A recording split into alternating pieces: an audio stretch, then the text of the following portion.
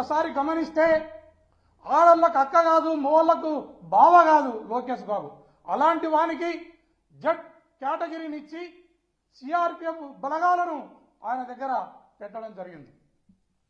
జగన్మోహన్ రెడ్డి గారు బయటకు వస్తే వేలాది మంది ప్రజలు గుండుగుడతారనేది ఈ ప్రభుత్వానికి తెలుసు.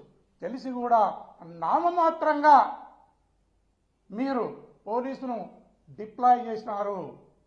ఇలాంటి ఆలోచన విధానాన్ని, ఇలాంటి దుర్మార్గమైన ఆలోచన విధానాన్ని మీరు ఖచ్చితంగా సర్దుబాటు చేసుకోవాలి.